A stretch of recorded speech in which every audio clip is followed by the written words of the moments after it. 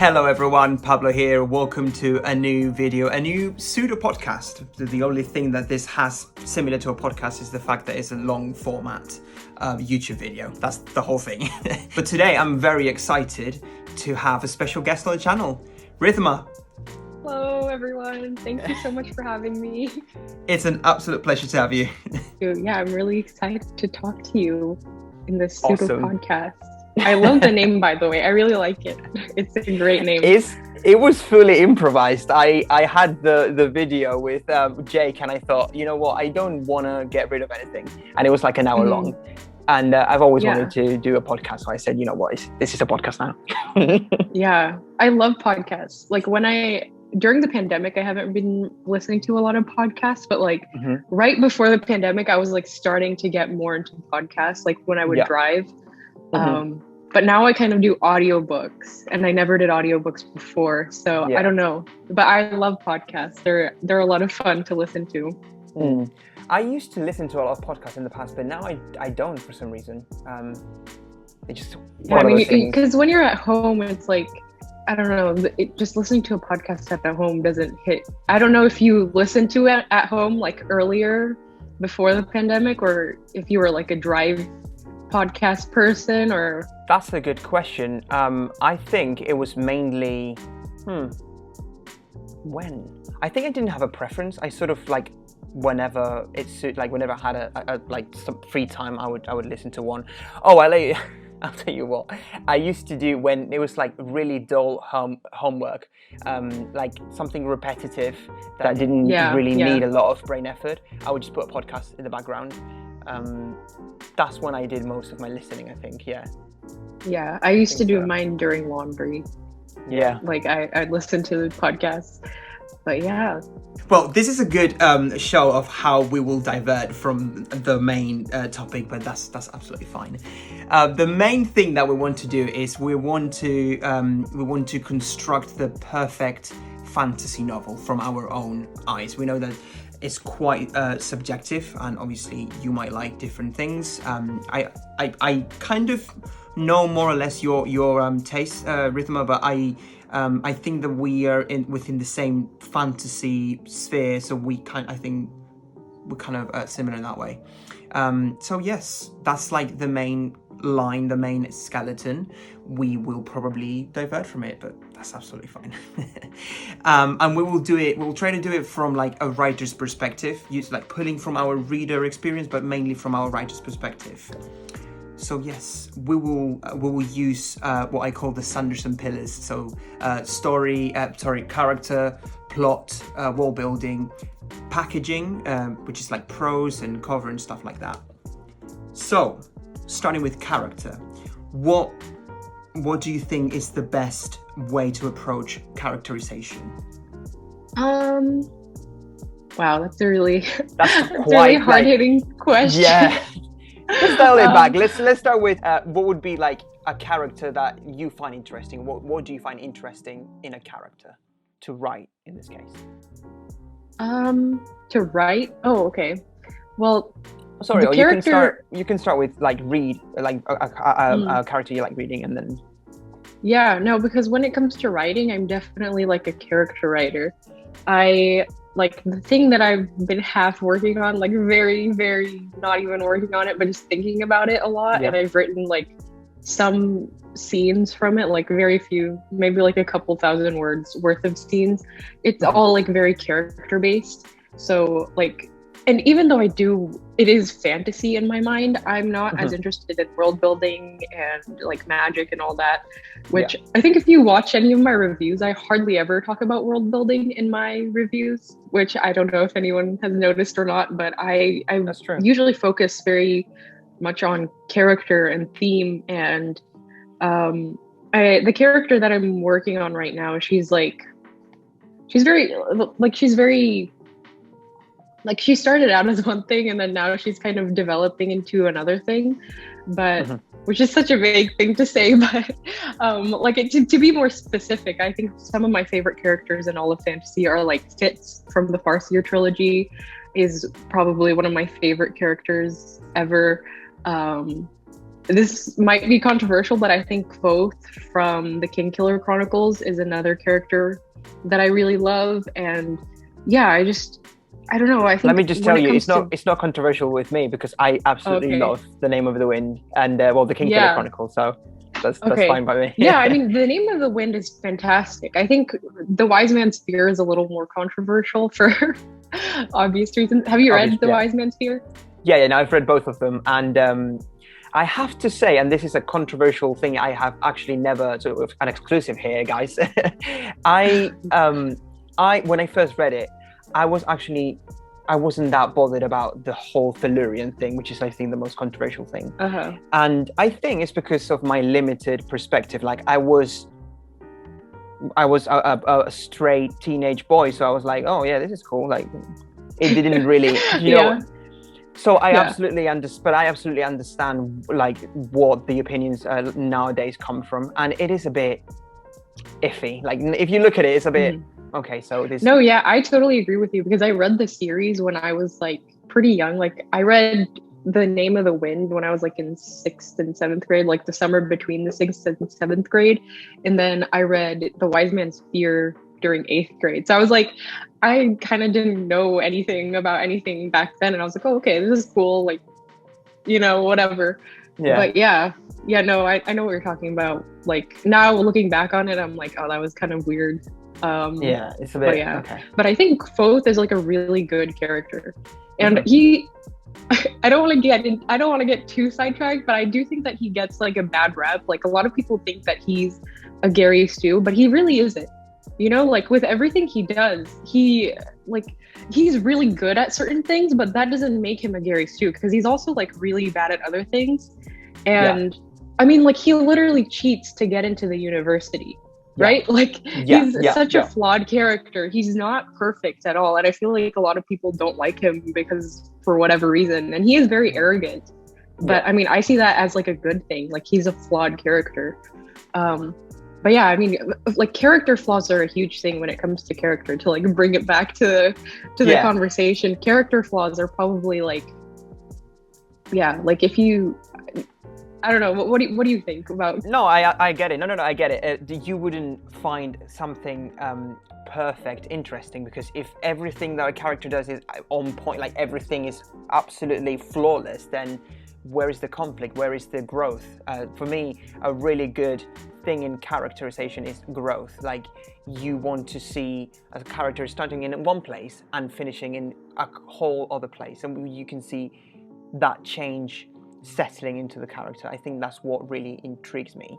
And yeah, what you were saying about Kvothe, people might say, oh well, yeah, he's perfect at everything, and that's boring. The one thing that's like is quite striking is the fact that he might be quite intellectually able, but then socially the lights are doing something weird. Socially, for example, he's absolutely incompetent. So yeah, but even like the stuff where he's like really smart, there's so much of the book is dedicated to just showing him like studying. And like, you know, like it's not like part of it does come naturally to him. Like, he's naturally smart, but like, he also works really hard. And even with his music, you know, like, he practices so much. And like, I think part of that's why, like, I find him a really satisfying character, because he is like really good at all of these things, and he does have that kernel of like being very clever naturally. He still works for it, you know. So he's very crafty. I think Patrick Rothfuss said one time that the genre of the book is actually picaresque. I don't know if you're familiar with the term. No, I'm not. It basically, I think it was originally in Spain, and it was like the 17th century. Oh, I know what you're talking about. Yeah. Have you heard of Lazarillo de Tormes? Yes. I remember he wrote about it or something, like in a blog post, like a really long time ago. But I'm not like knowledgeable about it. I just remember what you're talking about. So if you want to explain it, I couldn't explain Yeah, it. no, basically it's this sort of genre of Spanish literature where the protagonist would be someone downtrodden, and the novel that started everything is Lazarillo de Tormes, which is basically a homeless boy that is an orphan.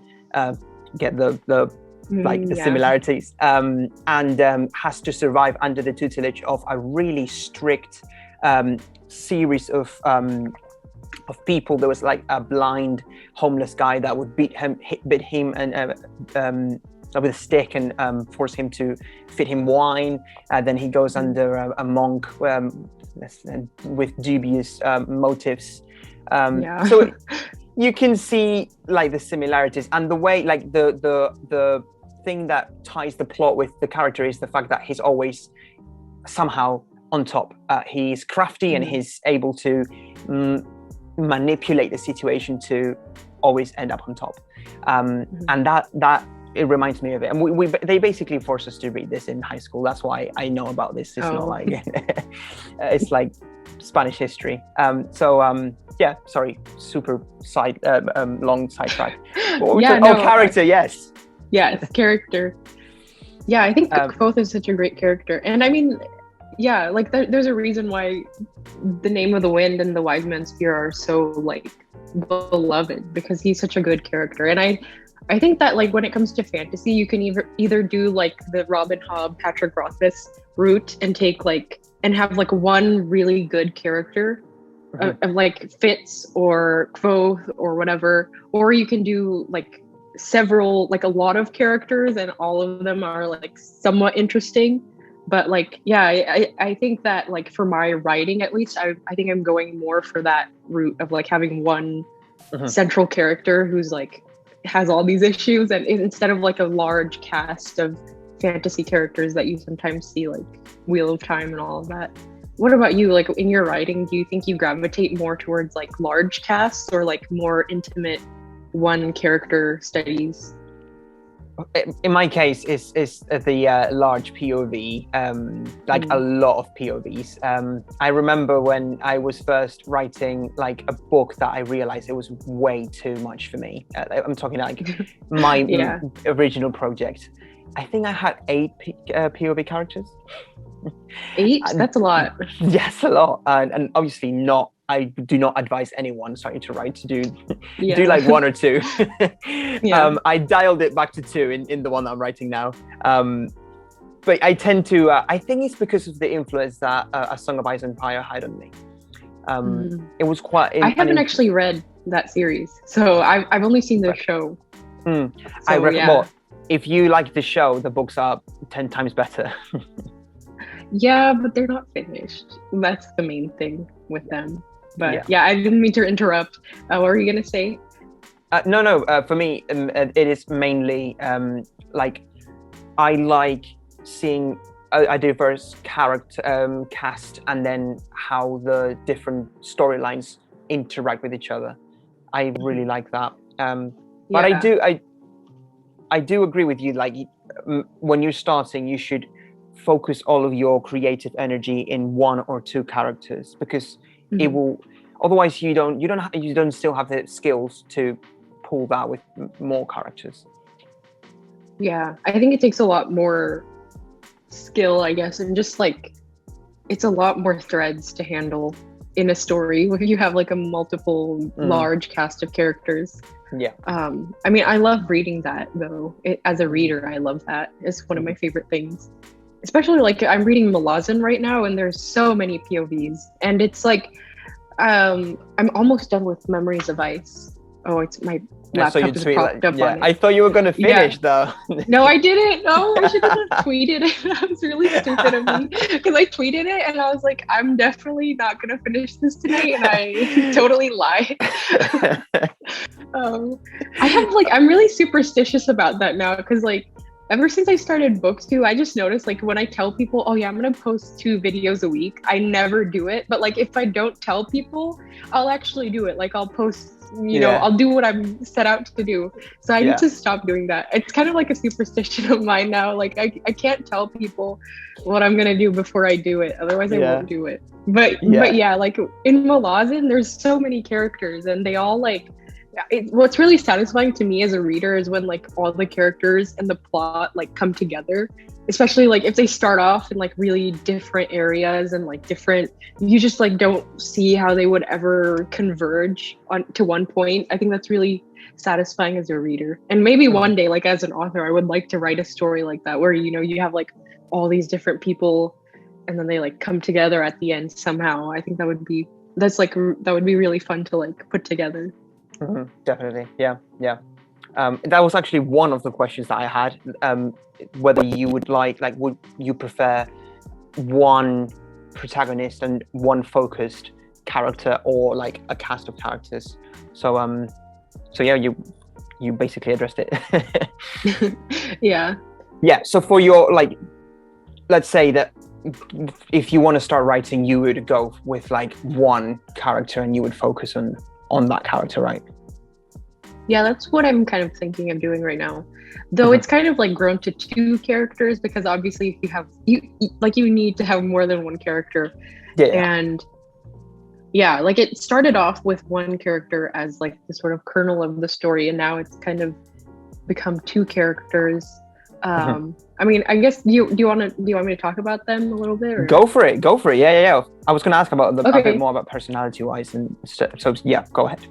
Yeah, so like I guess like a big problem I'm actually having is like I don't know what I want the plot to be. Like I have a very vague idea of what I want the plot to be, so it's kind of hard to like nail down character specifics. But basically it sort of started out as this idea of like a woman who's in this like very loveless marriage, and like I wanted her to be more like in her 30s or like middle-aged, because I feel like that's like women in their 30s and like middle ages don't usually get like represented that much. And I don't know, I just found it like interesting to like be in the head of someone who is like a little older. And then I kind of like imagined her like deciding for some reason, like I haven't figured out like why she would, you know, like what would be the catalyst, but I wanted her to like leave the marriage and like leave this loveless marriage.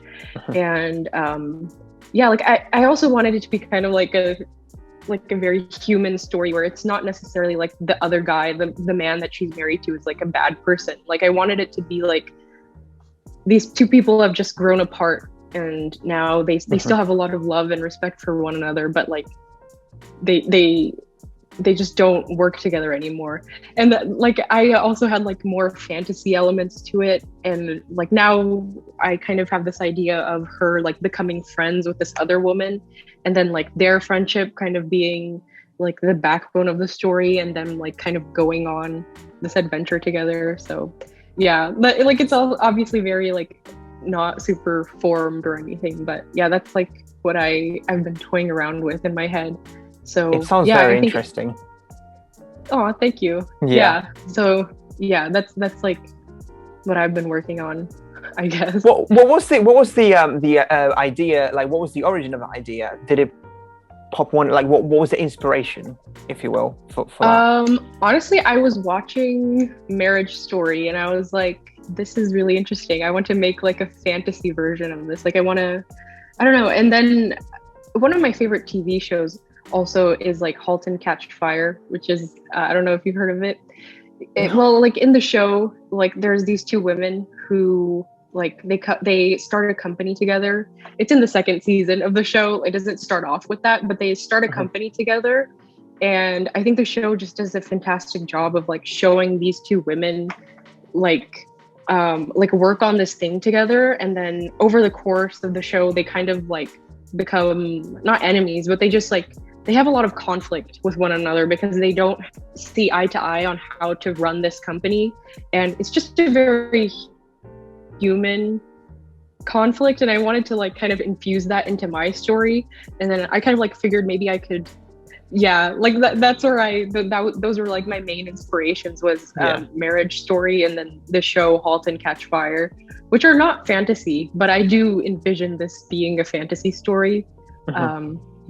That's kind of what I was talking about earlier. I don't know if we were recording, but I don't like world building is like the least interesting thing to me. I'm much more interested in like characters and themes and stuff like that. And I think my review style kind of reflects that because I almost never talk about world building. But yeah, like as a writer, if you want to write fantasy, you kind of have to become interested in world building. Which I'm curious, like, what about you? Like when you world build for your writing, like where do you start? Like what do you take inspiration from? Normally, before we go into that, I was just going to mention Marriage Story. Is that the one with Adam Driver and what's her name? Yes, yeah. Scarlett Johansson. Yes, yeah. I actually had to stop watching that because it was too, like, I couldn't physically watch it. It was painful. It's a very harrowing story. Yeah, it's like it's just like one of those situations where like both people, you can see that they have like a lot of love for one another, and it's not like it's just much more interesting than a situation where like one person is obviously evil. And I found that interesting as like a writer. I wanted to explore a situation where both people have a lot of love for one another, and it's like, I don't know, marriage is something that I think I'm thinking about more like now that I'm getting older. I'm like 22. Yes. It's like a weird thing that's on the horizon for me, maybe. Yeah, possibly. and it's like I'm single right now.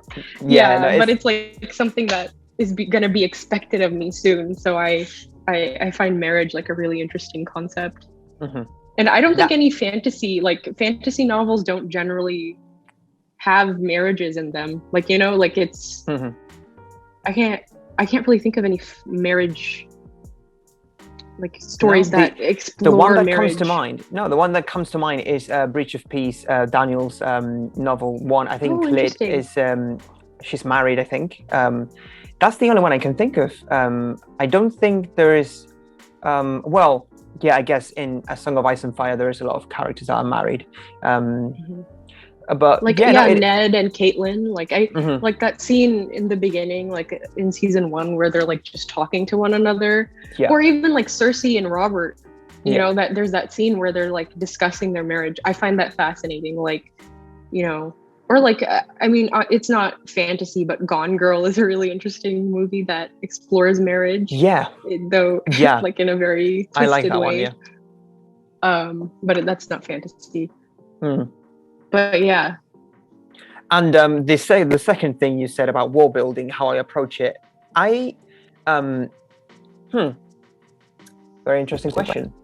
I think for me, the origin of an idea always resides in history. Like, I really like history. I like reading about history, and sometimes I would like read a snippet of like maybe a paragraph of like a famous battle or like a famous part of like a segment of something, and I'll be like, you know what, that'll be really cool. Like one example would be, because in fantasy we are very used to, it's all very English medieval history, you know. We're it's good that we're moving away from that. I was very pleasantly surprised with Rage of Dragons, for example. I was thrilled, and I really liked moving away from that familiar world. And the Poppy I wanted War to is do another one. Yes, I bought it, and I cannot wait to start reading it now that I have more free time. I think you'll really enjoy it because it is very like history based. But yeah. Awesome.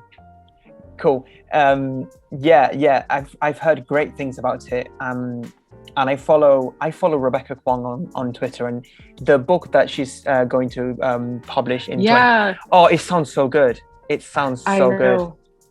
I'm really excited for it. Yeah. Yeah, I forgot. For people who don't know, it's called Babel, and it's going to be like a dark academia historical fantasy, and it's going to just be like, I think, exploring like academia and like how it's like very gatekeepery and I think she's going to explore elitist, like sexist, colonialism and things. And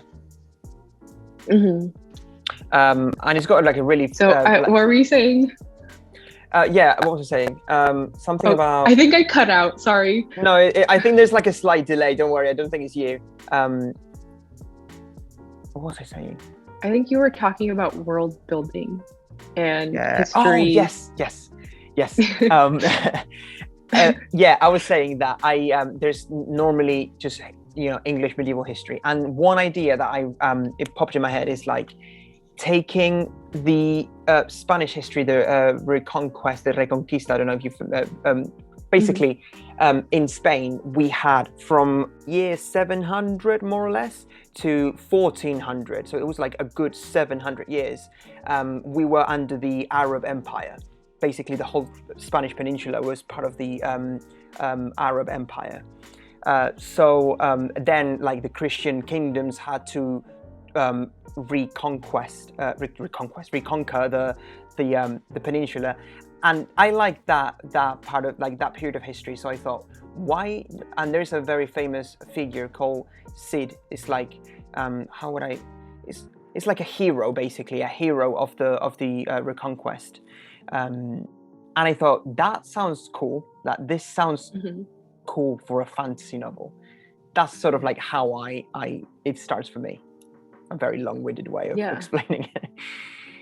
Yeah, no, I've been wanting to read more history because I feel like my history education was like very, very limited because I mean, obviously I took like AP classes in high school. I took like AP European history and like US history, but like first of all, I didn't pay attention to school. Like those were not like super educational for me, but I feel like as I get older, I just want to learn. I want to like read more history.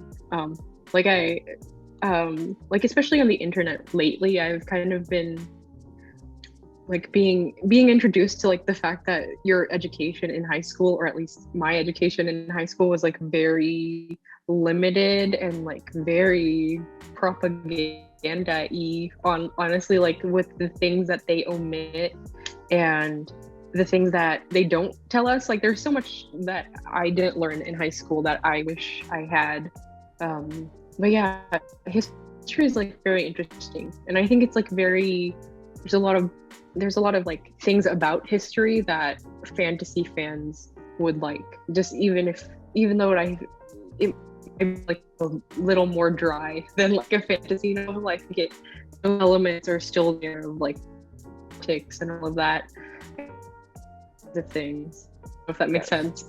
No, it does, yeah. Oh no, my internet connection is unstable. You can't just for a short bit. I think you're back now.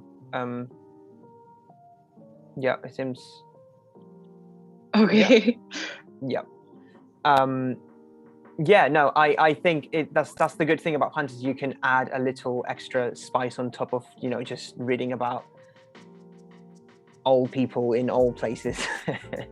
But yeah, I think that's like, I mentioned the Poppy War earlier. That was like really interesting to me because like I feel like I got to learn a little bit of history, or just like because it was like, so I mean, Rebecca Kwong I think she has like a master's in Chinese history or something, so like she's obviously like very qualified to be talking about those things. And I think just like learning about history in that setting also makes it feel like more real, because you're like seeing it through the eyes of characters who you can like relate to, and like like it just makes it feel more grounded. Yeah, no, that is a really good point. Credibility is a big thing for me, and if you base it on history, then that's something that is a given. I just finished reading The Hero of Ages. I don't know if you've read the Mistborn trilogy, the first one. I've read the first book of that trilogy, and then I tried reading the second one, and I was not enjoying it, so I put it on hold. It's a bit of a transition. Was it middle book syndrome? Is that a thing? But anyway, basically in The Hero of Ages, there is a part where there's a city that is based on the French Revolution, and I really enjoyed that, and it gives that credibility. Yeah, the Mistborn is like interesting because it's like more political than you would expect it to be, like as a series. I don't know. I wasn't expecting that actually when I first read the first book. I wasn't expecting it to be as political as it is. But yeah, there's definitely like a lot of French like influences in that series. Yeah, yeah. So it adds that it sort of anchors the story, because we're reading about people that drink metals and do weird, crazy Yeah. stuff, but also it seems familiar somehow. Yeah. Okay, so we jumped to world building, but that's fine. Anything about plot that you would like to talk about? As in, what do you like? A more of a fast-paced book, or a short, like slow burn kind of book? What are your thoughts? I think that you can have a really slow book where a lot of stuff happens, and you can have like a really fast-paced book where like nothing happens. And it kind of comes down to like conflict. Like it depends on like, I think it's like more, to me, plot is more about like the conflict than it is like about the actual things happening on the page. And I feel like sometimes like if characters are going somewhere or like they're doing something, but there's not like really any sort of like emotional attachment or like some kind of emotional arc that they're going through because of those things that they're doing, to me that's like a really boring plot. Whereas like a character could just be like having tea with another character, and like that would be the most fascinating scene to me. But I don't know, I feel like Sanderson is actually really interesting to talk about plot, because I feel like he does plot really well. And his plots always feel really satisfying, which is why, you know, people talk about the Sanderlanche. And even when his characters are not like the most, I wouldn't say he has bad characters, but his characters are not like the most complex in all of fantasy, like it still makes reading his books really fun, because you can tell that he's put a lot of thought into like the elements of, you know, just like the different moving parts of the novel. You can tell that he has been setting up a lot of things. So I think that makes reading his books a lot of fun. Like, as opposed to someone like Robin Hobb, who I feel like sometimes she will just like, she'll just like write a few sentences about a plot point that needs to happen, and she'll just like, you know, kind of write it and move past it, if that makes sense. Like, but like her books are still really good because they're like very character driven. Yeah, I don't know if that answers your question. It does, and I agree fully with you. I actually, you were mirroring what I was saying in the Hero of Ages review. I think that although I am a Sanderson fanatic, I do still think that there's some flaws, and character is one of them. It's, let's say, his weakest point, if you will. And though I will say, in Stormlight, his characters are really good. Yeah, like probably his best work yet. Yeah, I was talking about Mistborn. Stormlight, the characters, I have never seen something as, let's just say, I have never seen something like Shallan, for example. It's like a new concept of character for me. Like a character having conflicts within themselves, and how that defines them and how they embrace that is, I was blown away by that. Yeah, she's a really good character. I don't like her, but I think she's a fantastic character. Why don't you like Shallan? But I've only read the first two books, now. So I might. Well, like I talked about this in my review, but I feel like she is like, and it makes sense for her character to be this way, but I feel like she's very like dismissive of Kaladin's experiences with oppression, and like that whole scene. I guess we're kind of going into spoilers. For Words of Radiance. Guys, stop if you haven't read it. Yeah, spoilers for Words of Radiance. But like that scene when they're like in the chasms, and she like tells Kaladin like she basically like tells him that you have a choice to feel the way that you do, and I'm like, well. And I also think that like the way that Sanderson, I feel like the way that Sanderson juxtaposes Shallan's experience with abuse, which is obviously awful and like very traumatic, with Kaladin's experiences with systematic oppression. Like, I feel like those are not, I feel like that's problematic. Like, I don't think that those are two elements or things that should be compared. Even though I think, like, you know, like I I just don't think that Shallan comes to Kaladin in a way that feels sincere. I think she's sincere in her. Yeah. I'm losing thought in my review. Much more articulate. I'm much more articulate in my review. If anyone is curious, I'll go and watch that. Just feel like Shallan is privileged. Is the for. Yeah, no, yeah. I feel like she's very privileged, and she doesn't. Oh no, my internet is going bad again. She doesn't recognize that privilege. But also, okay, yeah, she doesn't recognize her privilege. But also, it makes sense for her not to recognize her privilege, which is why I don't like her necessarily. But I think she's a good character, and I actually really liked her in The Way of Kings. So. It's like just in the Words of Radiance part, and that specific part, and her interactions with Kaladin that made me dislike her. But yeah, I'm willing to give her second chances. Yeah, I think you'll like the growth that she goes through in the third and fourth book. Okay. Yeah. One thing that I was going to mention, it just popped in my head, is if you really like character work, have you read anything from Joe Abercrombie? No, I haven't. And I feel like it's because he's been characterized. Oh wait, no, I have. I read like 2 chapters of Half a King, which is like, I think it's like his YA fantasy novel, and I didn't like it. Like, I thought it was really badly written. And like I just didn't like it. But this was years ago, like 3 or 4 years ago that I picked it up.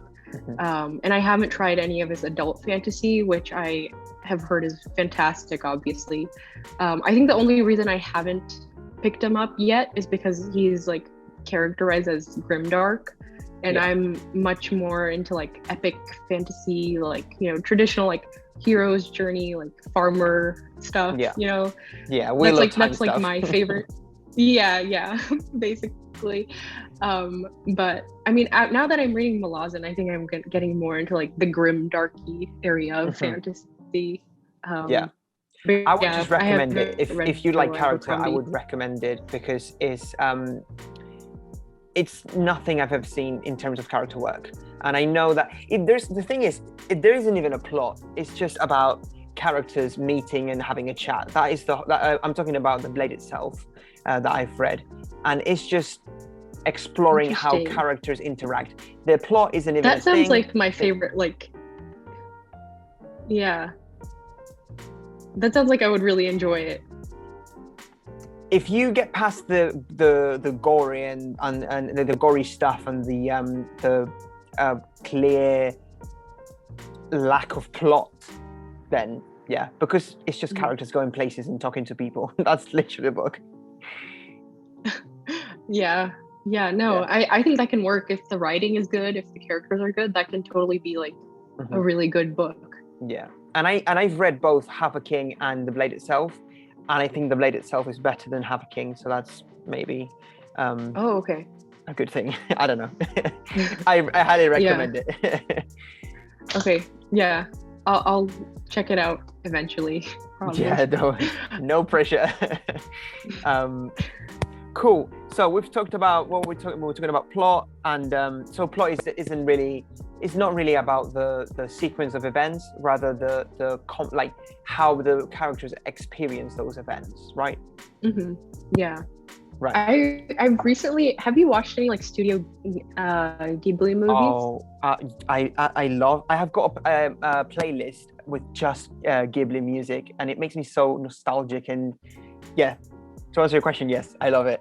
yeah, because I haven't watched a lot of Studio Ghibli movies, but on my Discord we've been doing movie night where we watch the Ghibli movies, and I've been really enjoying them, and I feel like they're a great example of like plot not always being the most important thing, because they'll have like a lot of moments where it's just like characters talking to one another or like eating or just like all of these like really small moments where it's like it's not necessarily moving the plot forward, but it's still like I wouldn't take that out of the movie. And I wish like more fantasy books would have that. I think that's why I like Wheel of Time so much, is because it's like basically 50% moments like that. Sometimes it feels like that, but Right. yeah. Yeah, I think I saw one of your tweets about the Princess Mononoke. I think you were watching it. Amazing film. And Yeah, we watched that. yeah, Yeah, we watched that this week. Spirited Away. I don't know if you watched it. That's my favorite one from Studio Ghibli. We're watching it next week. I won't say anything. You I'll let you join. I will actually. You know what? I will take up on that invitation. I'll join you guys. Anyway, yes. Studio. It feels like it's more about character than, and I'm pretty sure that I remember reading about. This is Spirited Away in particular. Miyazaki was sort of not knowing how to end the thing. Like he was figuring it out as it went. And they had to like extend it 30 minutes because he didn't know how to finish the thing. So it tells you like how important for him it was to focus on character and how they experience the world rather than what's happening. Yeah, interesting. I'm really excited to watch it. So far we watched Princess Mononoke, Nausicaa, Valley of the Wind, and the first one we watched was Howl's Moving Castle, which was so great. I loved all of them so far. Yeah, that one. Howl's Moving Castle was amazing. I loved it so much.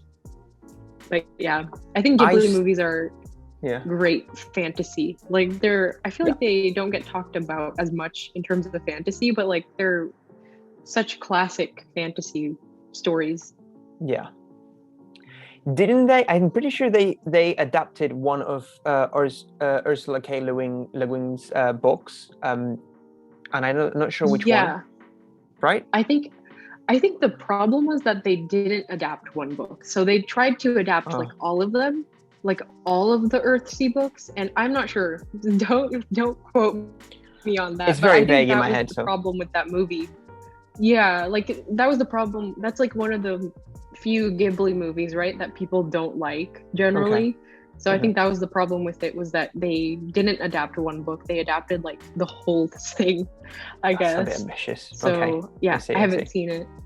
No, me neither. Which is a shame, because I read A Wizard of Earthsea earlier this year, and it's the perfect book for a Ghibli adaptation. It's beautiful. It's like all about nature, and like it has like that classic like Ghibli villain in it, where it's like not really a villain. It's kind of just like this vague blob. Evil blob. But yeah, have you read any Ursula K. Le Guin? No, I haven't. I'm really not that well read. I need to get onto that. No, you're fine. I'm not that well read either. That's what I realized when I started booktube. I was like, I really haven't read half as many books that I thought I had. It was kind of embarrassing confessing that I haven't read The Lord of the Rings. Back in like elementary school, like I don't remember anything from them, so you're fine. I mean, the films are great. Like I know Lord of the Rings is like a huge series. Yeah, the movies are great. Yeah. We're probably pissing off a lot of people right now. Yeah, just like, you're not a fantasy fan. Yeah, I know. Whatever. No. You don't have to read any specific series to be a fantasy fan. Exactly. No gatekeeping here, guys. You just enjoy fantasy however you want.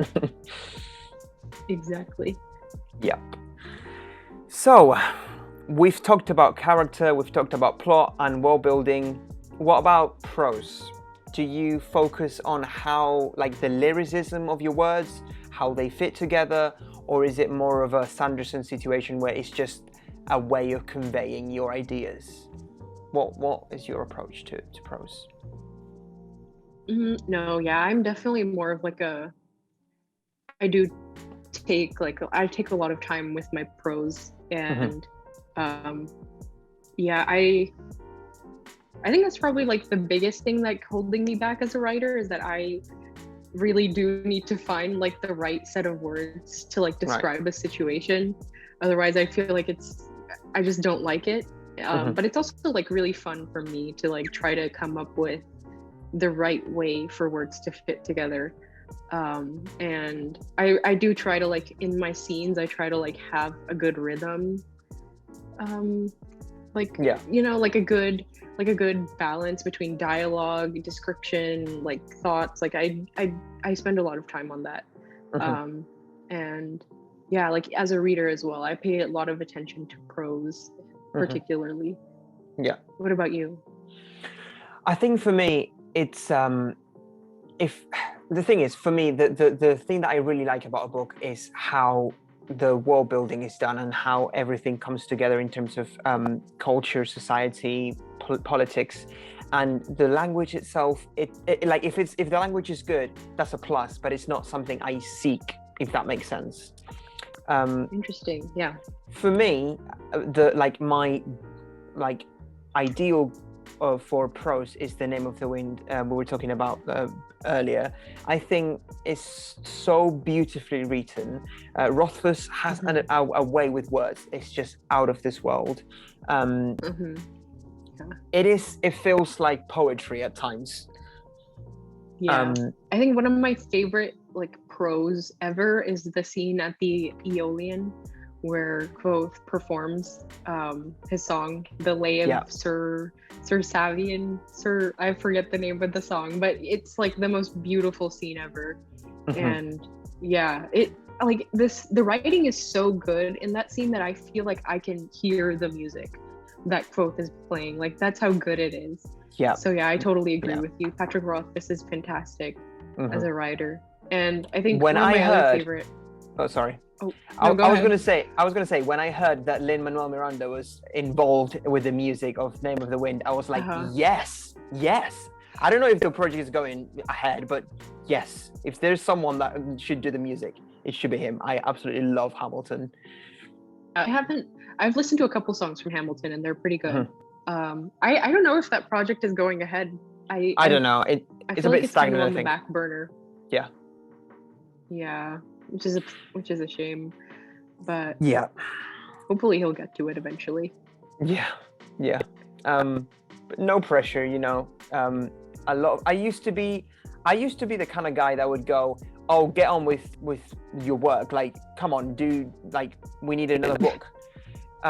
Now that I've started writing, I realize it's not that easy. Like it's not just doing that and oh, there you go. And as an artist, you don't owe anything to people. I know that you've promised, oh yeah, my book is coming out, but it's understandable if you are not satisfied with the quality of your work. You wouldn't want a half sculpted statue, you know? Yeah. I'm kind of neutral on it. Like, I definitely don't agree with people who are like, oh, he owes us a book. Like, I definitely don't agree with that. And I also I also feel like there's a certain like social contract between an author and their readers. But like, at the end of the day, I feel like Patrick Rothfuss, like from following his blog for years, like I feel like I will always advocate for like taking care of yourself, like, and your mental health and everything before, doing anything else. Like if we only have one life on earth, and like if writing isn't making him happy, then, do other things, exactly. It's not the end of the world. I feel the same way with George R. R. Martin, where it's like, he only has one life, and if telling this story is not serving him anymore, like go do your million other different projects. I agree. And the thing about Martin that really pisses me off with people is that it's the show, it's the expectation. Oh, come on, you need to catch up with the show and everything.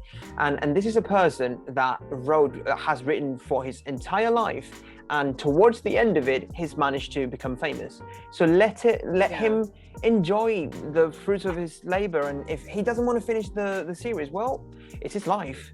Yeah. Like his. And there's so many other books out there. Exactly. Yeah. So many other books. Like, I promise you, you're not gonna like there's not like some sort of like shortage of fantasy books. Like, there's so many other books that I can read, even though I've been waiting for Doors of Stone for literally over half of my life at this point. It's fine. Like, I'll keep waiting. It's okay. I can wait another 10 years. Yeah. I was actually going to ask you a question that I think I've talked to some people, and they do this thing where they watch like author interviews before even reading the work, like following an author as a celebrity even, without even reading the work. Do you do that, or do you know of people that do that? I used to do it all the time. No, I did it like after I read their work. I would like look them up online, and like I've talked about this in the podcast. I mentioned it, like I've been following Patrick Rothfuss's blog. Like, I used to read it all the time. I haven't recently in like recent years, but I used to read that. No, I don't like following authors because I feel like it ruins the book for me a little bit. Like, I honestly don't want to know the author. That's fair enough. Like, I don't want to know them. I kind of just want to read their books, and then like I kind of don't care about the author unless it's like they're a terrible person. Then in that case, I will like, make a decision based on what they've done. Like, do I want to continue supporting this author? But like, in general, like, I don't want to know them as a person. Yeah, no, it makes sense. Cool. So I think we've talked about the main. Oh, one more thing before we move on to like the bookish, like the booktube questions. I realize we're coming to like the hour mark. So, what do you look for in a cover? Like, what would be your like ideal cover? Like the design of it. Do you like more recharged ones? Do you like, what are your tastes? Sort of? So I haven't read this yet, but Gideon the Ninth has one of the most amazing covers I've ever seen. I love that cover. I really liked sort of like the new wave of fantasy covers where, like Gideon the Ninth, where they're like, I don't know, like that painterly style. Also The Shadow of the Gods by John Gwynne. That was a gorgeous cover. Yeah. I don't like minimalistic covers. I don't like the like I don't like the Game of Thrones, like the new ones. Like I don't like those. I'm actually like kind of neutral on movie covers. I don't mind them. Okay. Like, I don't care. Sometimes they're nice, especially if the movie itself was good. Like, sometimes the covers are nice. But I think my favorite cover right now is definitely like Gideon the Ninth. I wanted to read it as soon as I saw the cover. It's so gorgeous. And there's something campy about like old school fantasy covers as well. There's like a nice aesthetic quality to them that I can appreciate. But yeah, what about you? What do you look for in a cover? I think I agree with you in the sense that I don't like minimalistic, like super, like one line, 2 lines and a shape. Like I like a realistic sort of like a city, like the way I imagine it. Like, for example, for my book, I imagine like a realistic view of like the city, like a landscape kind of scenery. So I definitely prefer like detail in the covers. And when it's done well, it doesn't feel too recharged. It feels like you can sort of focus on the important things, if that makes sense, within the cover. Right. So, question about this is the question I also asked to Jake, and I think it's going to be one of like the standard questions. What made you start with BookTube? What is the final push to press publish on the first video? Well, first of all, I was like really bored in the pandemic and I was like reading a lot, and I've been watching booktube since I was literally like, I think I was in elementary school when I first watched my like when I first watched booktube. So like I've been aware of this community like for the majority of my life, basically, actually. And then like I was thinking about starting a channel for like a long time, like several months before I actually started it. And then it got to a point where I was like, I got really restless and I was like, I cannot not do this anymore. Like that sounds kind of dramatic, but I was like, you know what, I really, really want to do this. And I actually filmed the booktube movie tag first and it was terrible. And then I was like, I don't like this. And I didn't want to talk about myself for my first video. So I just filmed a book review because I was like, this is what I'm going to be doing on my channel anyways. So I filmed a book review and I was like, I think it took me a couple tries to get it right. And then I finally just did it and then I edited it on iMovie and I published it. So it was, that's my booktube origin story. I think that's interesting. I think most of us, like from the people that started around a year ago, we have a similar story. Like we have like a track record with booktube, and then during the pandemic, there's nothing to do, and I started like late on like it was like October, but actually no, it was December, I think. Anyway, very interesting. The second question I had is if, and it's a bit of a vague, but if there was one thing that you could change about it, because the booktube community is quite positive and it's quite supportive, that I can attest to, and I'm actually quite surprised and I'm quite pleased that the amount of like positivity I've received. But there's also like bad things. What would you change if there was one thing you could change about the booktube community? I don't know if you've noticed this, but consistently on my channel, my worst performing videos are my book reviews. And I can't really change that. But I just wish and I just think it's funny because I remember when I didn't make videos, I would read people talking about booktube, and even now, sometimes people will talk about booktube who are not creators themselves, and they'll be like, oh, booktubers just make all these tag videos and haul videos. And I feel like the reason people do that is because people don't watch book reviews. If you go on any person's channel across the board, their worst performing videos will be dedicated book reviews. And so that's why the reason people do a lot of hauls and tag videos, which I don't think tag videos are inherently bad because they inspire a lot of interesting discussion that straight up book reviews wouldn't. And I really like doing tags. But yeah, I wish people would actually watch more book reviews, because a lot of people complain about booktubers not making book reviews and then they don't watch them, it just, those two things don't add up to me. But it's not it's not a big deal. I still make book reviews even though they don't do well because I want to. So I found the same in my channel actually, and it's more I've noticed that there is a lot more attention to either skits, funny sketches, or the let's say the meta thing about being booked, buying books, book hauls and tags and reading blogs. When it's something tangentially around reading, it performs well. But when you actually get into the nitty-gritty of things and you sit down to do an in-depth review, people are like, oh yeah, this is a bit boring. No, I don't want to.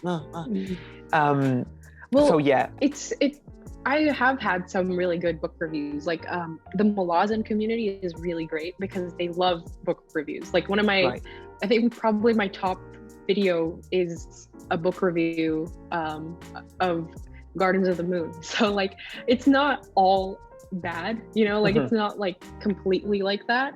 And also you can get kind of creative with it. I've started making reviews or talking about books in a way that it's not a review, you know what I mean? It kind of forces me to get creative as a creator, to like think of interesting ways to talk about books that aren't reviews, because obviously people don't want to watch them. So, you know, maybe we can repackage it, but still have that same interesting content in a different way, if that makes sense. So, no, believe it or not, I'm actually taking notes. I watched your review of is it the Tower of Babel? I think this is one of your and that's the last video I posted. It was really good, and I really liked how you used like images, like stills from like illustrations and stuff like that, like interspersed in the review. And I really liked that, and I was like, oh, that's cool. I might copy that. You have to like have visual interest. Like that's more of like the crafty side of booktube. Is like I've realized like people don't want to just stare at my face for like you know 10 minutes. Like you kind of have to add stuff to make it interesting. So so definitely so I've been that's the other thing. If you like, you have to engage with the community to sort of like learn stuff, and that's quite interesting in itself, of finding ways of improving your craft, if you will, like your editing and stuff like that. I love that part, actually. Like that's my favorite part about booktube, is just like I really like that with each video I learn more, and like I get better at talking to the camera. Like I feel like I've already improved so much in a year. Like I'm just like, wow, what am I gonna do like next year? You know, like if I keep making videos consistently, I feel like I could, you know, improve so much. And if anyone watching this right now is like, my first video is gonna be so bad, like I don't know how to edit. Who cares? Just make the first video, because once you make that first video, you can only get better. Like just by rote practice, you're gonna keep making more videos and you're gonna keep getting better at it. So just make that first video, be shitty at it, because that's the first step to being good at something, is being bad at it. So just go out and make your first video. You won't regret it. I don't want to be a yes man, but I agree with everything that Riddhima is saying here. It is the truth. Do it. It will, objectively, it will be not the best. It'll be quite mediocre, but you get better and you keep improving. And it really, use the 1 year rule. Like in 1 year, you will want to have started. Like just think what the thing that you can do with that time. I'm coming up on my 1 year booktube anniversary, and that's exciting.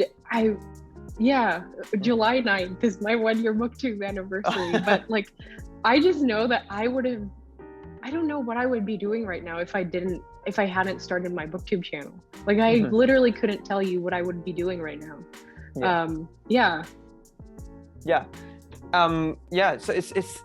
it has really changed the way I like. It's a really good hobby in the sense that it's got its bad things, but you also share your thoughts about books with everyone. That is the thing. I'm kind of rambling now. Have you got any questions? I always ask any questions for me that you want to ask, if you have any.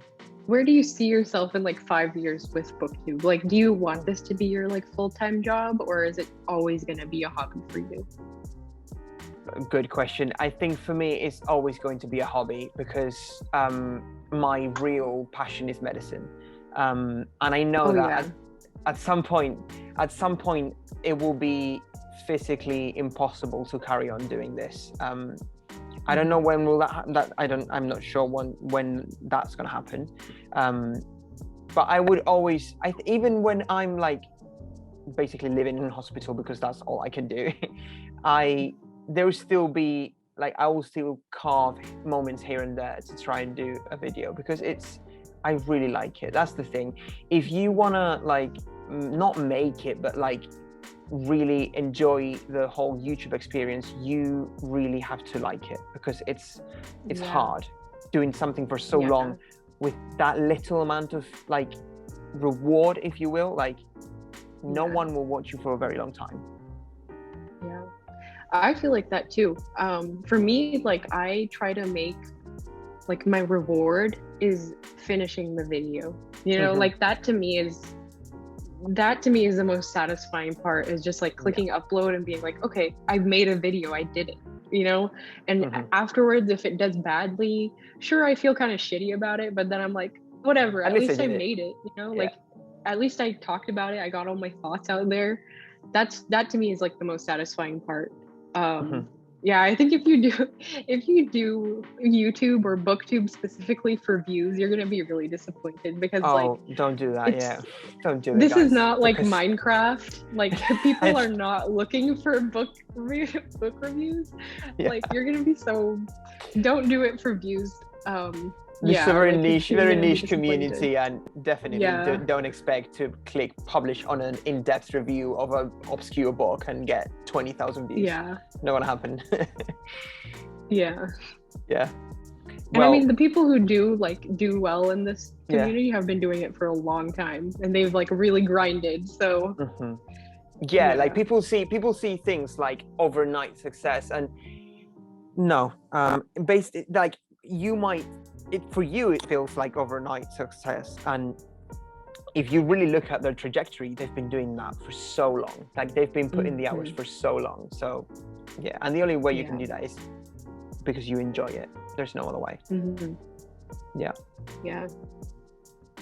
I don't know about you, but like when I first started BookTube, I was like, this is so easy. I was like, in what sense?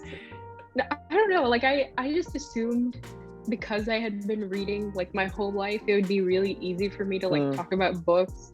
And like, I always thought about it to myself when I was reading, like, you know, I always had a lot of thoughts, but I think the more I make BookTube videos, the more I'm like, this is hard.